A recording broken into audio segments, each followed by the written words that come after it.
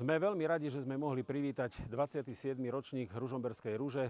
To sú veteráni. Najstaršie auto je tu z 1906 roku, to znamená má 120 rokov.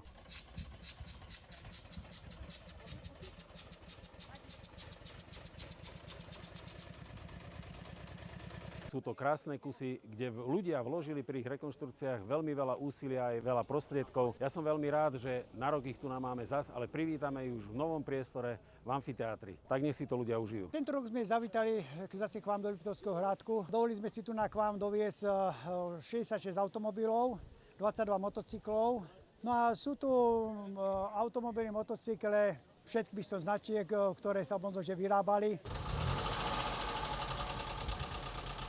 Dúfam, že sa zase o nejaké 2 roky ukážeme tu a zase vám donesieme niečo nové ukázať tých našich dielní, ktoré cez tie zimy pracujeme a vyrábame takéto veteránske skvosty.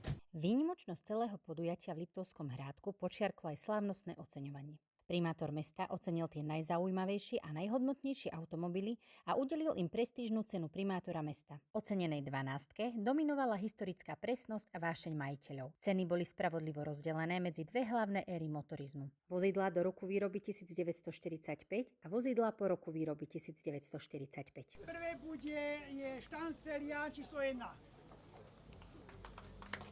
Tak, víťazovi gratulujeme.